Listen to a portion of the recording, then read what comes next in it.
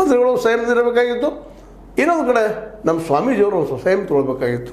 ಇದರಿಂದ ಯಾರಿಗೆ ಹೊಡೆದು ಬಿತ್ರಿ? ಪೊಲೀಸರು ಬಪ್ಪೆಡ್ತಿದ್ರು, ಸರ್ಕಾರ ರಕ್ಷಣೆ ಮಾಡಿಸಲು. ನಮ್ಮ ಡಿ ಸಿ ಅವರು ಹೇಳ್ತಾರೆ, ರೋಷನ್ ಅವರು, ಇಲ್ಲ ಹೈಕೋರ್ಟ್ ನಮಗೆ ಆರ್ಡರ್ ಇತ್ತು ಅಂತೆಲ್ಲ. ಯಾವ ಕೋರ್ಟ್ ಇದ್ರಿ ಏನ್ರಿ? ಘಟನೆ ಇದು ಆಗಬಾರ್ದಾಗಿತ್ತು. ಅವರು ಆ ಪ್ರಮಾಣದಲ್ಲಿ ಏನು ಹೋಗಿಲ್ಲ, ಬೆದರಿಕೆ ಆಗೋ ಮಾಡಿದ್ದಾರೆ. ಆದರೂ ಬೆದರಿಕೆಯಿಂದಾಗಿ ಅನೇಕ ಪೆಟ್ಟಾಯಿತು, ಹೊಡೆದು ಬಿತ್ತು. ಅದಕ್ಕಾಗಿ ಇಲ್ಲೇ ಮುಖ್ಯವಾಗಿ ಮುಖ್ಯಮಂತ್ರಿ ತಪ್ಪು, ಜೊತೆಗೆ ಈ ರೀತಿ ಹೇಳಿದ್ದು ಇವರು ತಪ್ಪು ಅಂದ್ರೆ ಅವನು.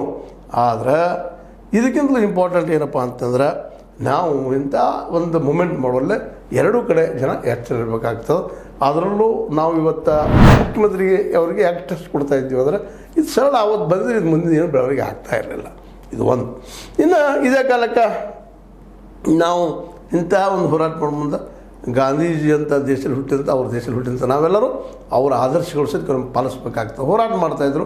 ಹೀಗಾಗಿ ಈ ಹೋರಾಟಗಳು ಸಂಘರ್ಷಗಳಿದ್ರಿಂದಾಗಿನ ಇವತ್ತು ನಮ್ಮ ಕೋರ್ಟ್ಗಳು ಸಹಿತ ನೀವು ಅಂಥ ಹೋರಾಟ ಮಾಡುವಾಗಿಲ್ಲ, ಆಂದೋಲನ ಮಾಡುವಾಗಿಲ್ಲ ಅಂತೇಳಿ ರೆಸ್ಟ್ರಿಕ್ಷನ್ ಹಾಕ್ತಾ ಇರೋದು ನಾವು ಗಮನಿಸ್ಬೇಕಾಗಿದೆ. ಎಲ್ಲ ನೆಲೆಯಲ್ಲಿ ಇವತ್ತು ನಾವು ವಿಚಾರ ಮಾಡಿದಾಗ ಇವತ್ತು ಇದನ್ನು ಇನ್ನೊಂದು ಮಾತಿನಲ್ಲಿ ನಾವು ಗಮನಿಸ್ಬೇಕಾಗಿದೆ.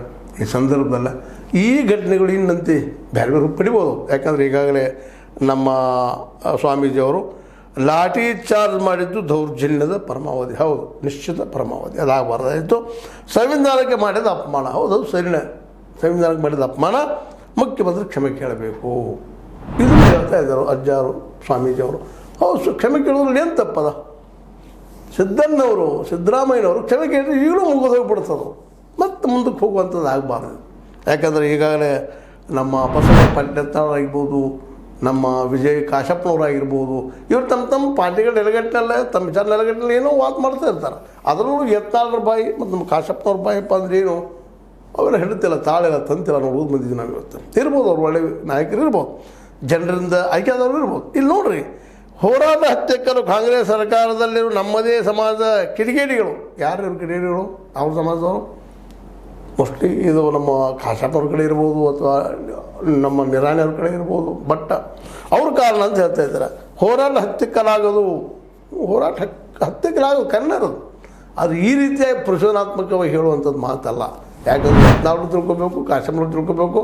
ಹೌದು, ನಮ್ಮ ಪಂಚಮಸಾಲಿ ಯುವಕರಿಗೆ ಮತ್ತು ಮಕ್ಕಳಿಗೆ ಎಜುಕೇಷನ್ ಬೇಕಾಗ್ಯದ, ಉದ್ಯೋಗಗಳು ಬೇಕಾಗ್ಯದ, ಭಾಳ ಕರೆಕ್ಟ್ ಅಂದ ವಿಷಯ. ಇದನ್ನು ನೀವು ಮಾಡಿರಿ.